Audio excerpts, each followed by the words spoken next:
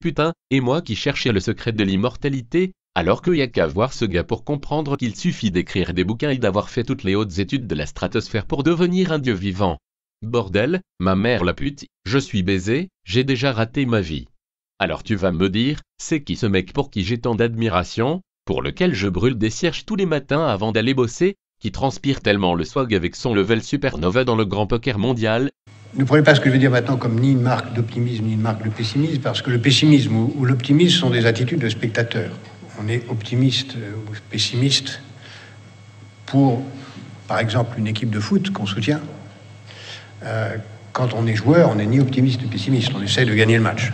Qui c'est ce mec qui va gagner le match de la vie en notre nom à tous? Qui c'est ce type avec des couilles si grosses qu'elles sont visibles depuis Oméga du Centaure? Et pourquoi j'en parle? Je vais te le dire. Jacques Attali, c'est ce qui se fait de mieux en matière d'être humain. C'est tout, y a pas à chier, il a fait l'ENA, Polytechnique, les ponts et chaussées avant ses 25 ans, serré tellement de mains en or massif à travers le monde entier qu'on le surnomme le roi Midas, a été le conseiller de plus de dirigeants que Nicolas de Machiavel, et s'il devait exister un mec à côté duquel tu pues la merde même si t'es une connasse de fleurs sauvages avec un QI de 250, c'est lui. Ce mec met l'avenir en PLS, son compte bancaire est à la Banque de France, il a tellement de projets qu'il en a même pour toi et ta famille, alors je te conseille d'oublier son nom et de l'appeler papa. On me fait signe depuis la réalité qu'en fait tout le monde le connaît déjà, et qu'on voit tellement sa gueule dans les médias qu'on voudrait plutôt un fusil de chasse vite. Alors finalement, peut-être que j'ai tort. C'est vrai que ce type est le sujet principal d'un film qui s'appelle Les Nouveaux Chiens de Garde s'te plaît, et c'est pas parce qu'il sait se lécher les couilles si tu vois ce que je veux dire, quoiqu'il est un expert en autofellation faut dire. C'est plutôt parce que s'il y avait une armée d'enculés, lui il serait le putain de général 12 étoiles envoyé en éclaireur par sa bande de lâches. Et il irait tout seul se battre. Et bordel, il gagnerait la guerre. C'est donc parce qu'il est toujours en avance sur son temps, et que ça fait 50 ans qu'il a plus raison que les autres, que c'est notre fils de pute du futur à nous qu'on est des grosses sous-merdes. Norage de ton admirage. Jacques Attali, c'est ce mec qui a le même super pouvoir que BHL, il te rend antisémite en 5 minutes. On peut le voir comme un troll du débat public de niveau épique, et il est même capable de foutre des easter eggs pour faire l'agent secret divin, histoire de bien faire rager ses détracteurs et de les faire tous tomber dans le complotisme.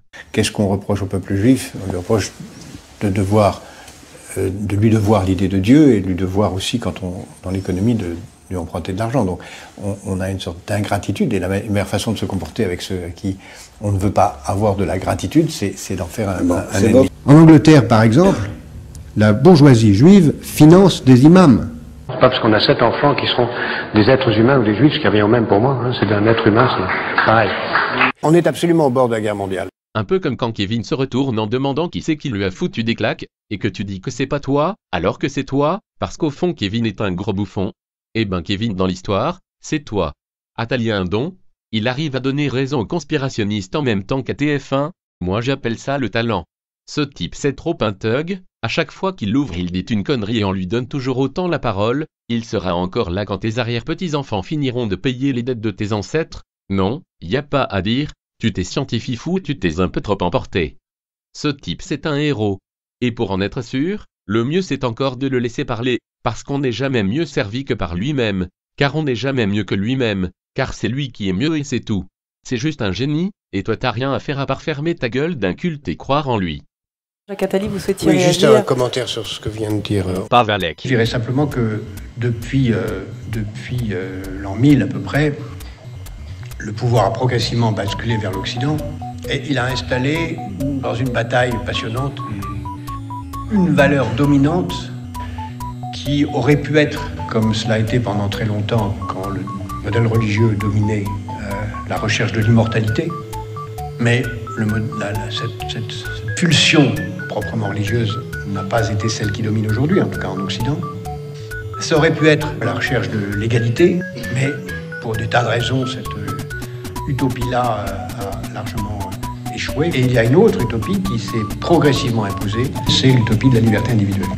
On pourrait aller jusqu'à dire que l'apologie de la liberté individuelle, c'est l'apologie de la déloyauté, puisque j'ai le droit de ne pas obéir au contrat. Je veux être libre tout le temps, en permanence. Il y a de moins en moins de CDI, il y a de moins en moins de contrats durables, c'est de plus en plus de CDD, les relations sentimentales sont de plus en plus précaires. Tout est possible, mais en même temps, tout est possible simplement de la recherche du plaisir individuel, du plaisir de soi pour soi. L'autre n'est qu'un acteur dans la masturbation. Les durées des lieux où on habite sont de plus en plus brefs. La France, comme toute nation aujourd'hui, c'est un hôtel. On s'installe dans une idéologie de la précarité générale, où on voit les technologies non seulement changer très vite, mais être au service de ce moi, maintenant, tout de suite, changeant tout le temps. J'ai dit tout à l'heure que la liberté individuelle n'était que limitée par le fait que les choses sont rares. Et on n'est pas libre d'avoir tout quand on ne peut pas dépasser les contraintes de la rareté. La rareté du temps. On ne vit pas aussi longtemps que la liberté nous permettrait de vouloir. Je veux vivre éternellement. Non, on ne peut pas. On peut décrire l'histoire de l'humanité depuis cette époque comme progressivement la tentative d'organiser les procédures qui permettent d'être relativement libre dans un contexte de rareté.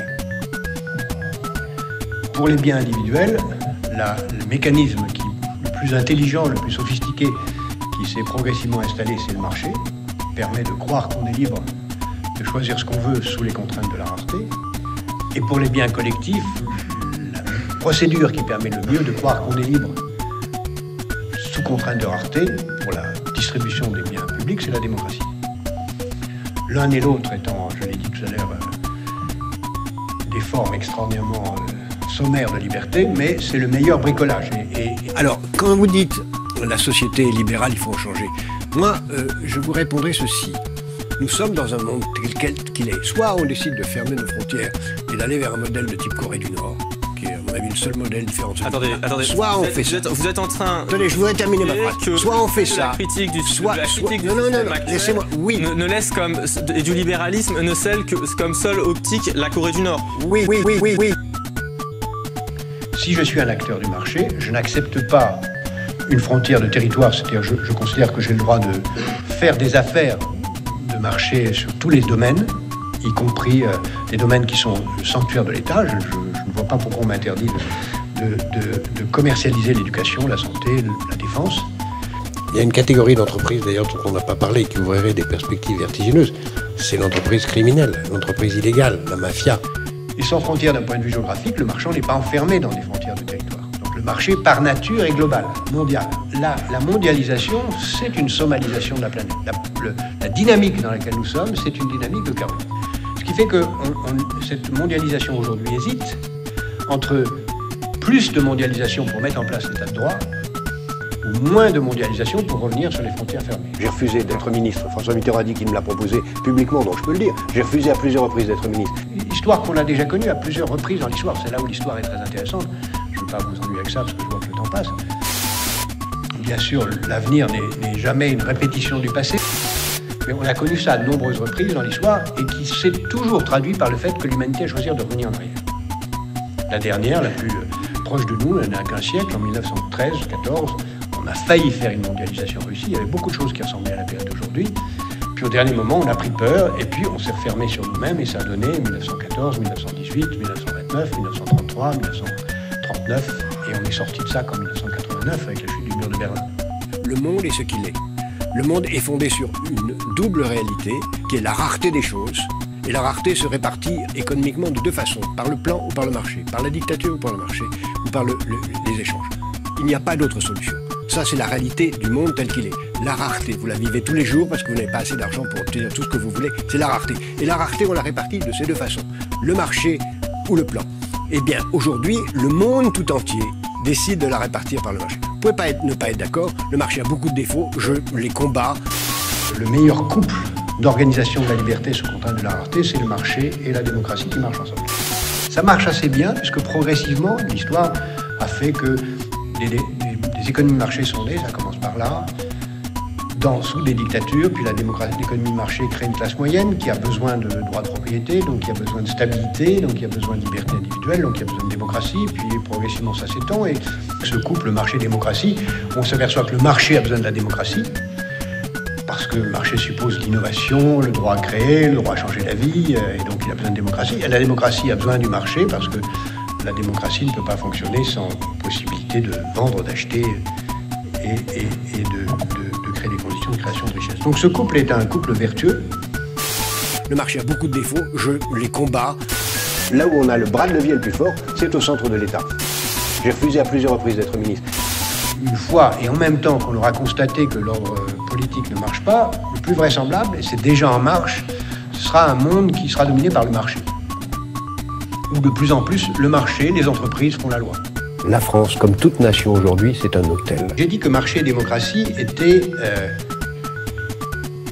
des valeurs qui s'enrichissaient l'une l'autre. Un hôtel qui doit bien traiter ses employés, mais qui doit aussi être accueillant pour tous ses clients. Et en même temps, nous allons vers des mutations qui, en l'absence de puissance dominante, dans la nécessité d'un ordre mondial, créera sans doute quelque chose comme un chaos. Et où ce seront les grandes entreprises qui détermineront le monde. Les marques qui ont réussi à franchir le seuil d'une telle façon que, quoi qu'il arrive, quels que soient les produits, ça va être des bons produits. Je pense que les principales seront les entreprises qui seront capables d'assurer la maîtrise la principale demande des hommes libres. Dans l'univers de la liberté, les principales demandes des hommes à l'égard d'un pouvoir, c'est la sécurité et la distraction.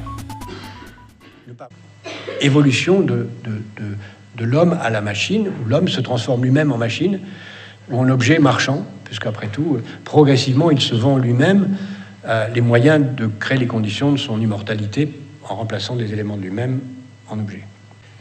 N'oubliez jamais que le modèle social-démocrate qui s'est imposé comme la réponse raisonnable après la Seconde Guerre mondiale, le premier qui l'a essayé de façon technique, c'est Mussolini. Le deuxième, c'est Lénine. Le troisième, c'est Hitler. Et Roosevelt n'a été que le quatrième. Écoutez, la démocratie a échoué, ça suffit, on met de l'ordre. Maintenant, j'en ai. Il a raison. Bonsoir.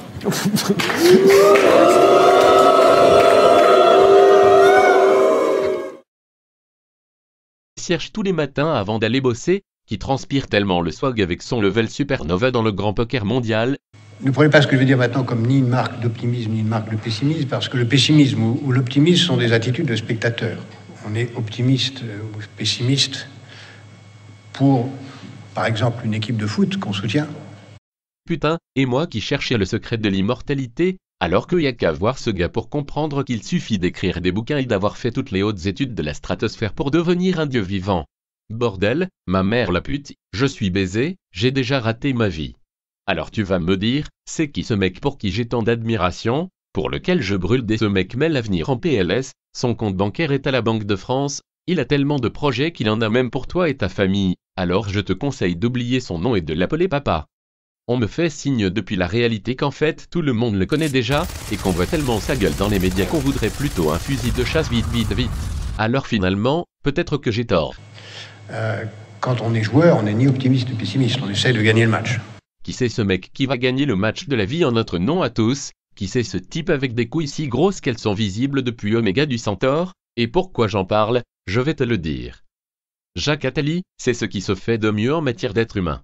C'est tout, y a pas à chier, il a fait l'ENA, Polytechnique, les ponts et chaussées avant ses 25 ans, serré tellement de mains en or massif à travers le monde entier qu'on le surnomme le roi Midas, a été le conseiller de plus de dirigeants que Nicolas de Machiavel, et s'il devait exister un mec à côté duquel tu pues la merde même si t'es une connasse de fleurs sauvages avec un QI de 250, c'est lui.